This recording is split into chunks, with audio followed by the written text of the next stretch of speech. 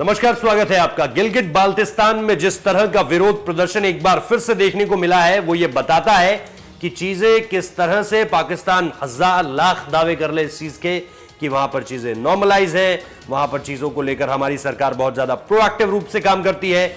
लेकिन इस वक्त पे जिस तरह की तस्वीरें सामने आ रही हैं, वो निश्चित तौर पर हैरान जरूर करती है, क्योंकि ये जो पूरा का पूरा विरोध प्रदर्शन है, दरअसल ये हो क्यों रहा है? ये हो इसलिए रहा है क्योंकि 9 साल से 2011 से वहां के कुछ लोगों को गिरफ्तार किया गया है। अब ये जो लोग हैं, ये गिरफ्तार आखिर किस मसले पर हुए? हंगामा प्रदर्शन करने को लेकर, क्योंकि हुंजा इलाके में 2011 में एक बाढ़ आई थी। बाढ़ में जिस तरह से लोगों का बहुत ज्यादा नुकसान हुआ था, और उस नुकसान के बाद हमने क्या देखा? उस नुकसान के बाद हमने ये देखा कि वहां पर लोग जो है वो सड़कों पर आ गए, प्रदर्शन करने लगे, क्योंकि उनका बहुत ज्यादा आर्थिक लॉस हो चुका था। इकोनॉमिकली वो बहुत ज्यादा लॉस में थे।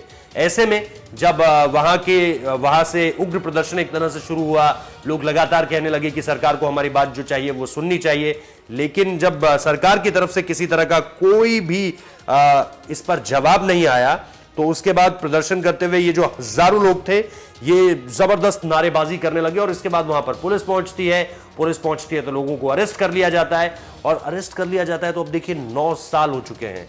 मतलब हंगामे के लिए अरेस्ट करना और उसके बाद 9 साल की सजा दे देना, ये कहीं भी, ये शायद पाकिस्तान में ही हो सकता है।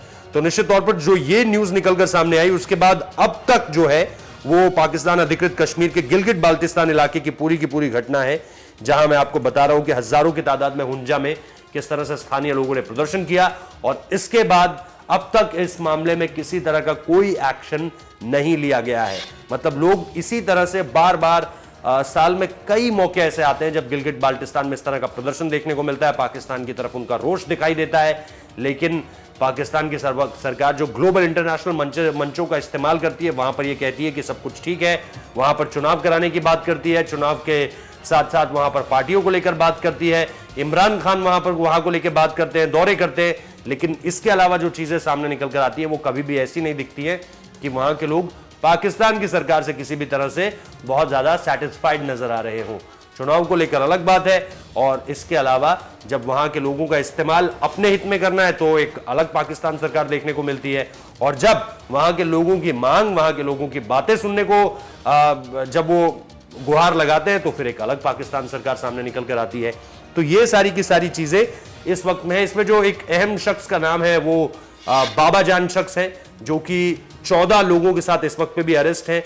और ये पिछले 9 साल की बात मैं आपको बता रहा हूं, यानी 2011 में सिर्फ कुछ लोगों को इसलिए अरेस्ट कर लिया जाता है क्योंकि वो बाढ़ से हुए नुकसान के बाद सरकार के कान खोलने के लिए उनके खिलाफ प्रदर्शन कर रहे थे।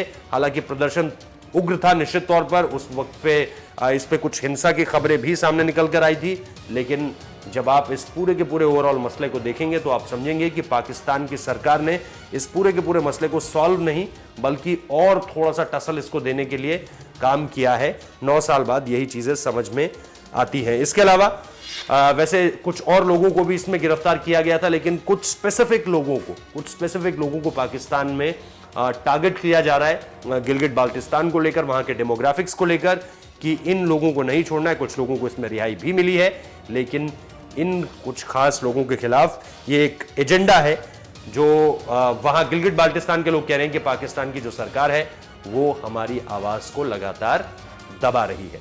फिलहाल इस वीडियो में इतना ही।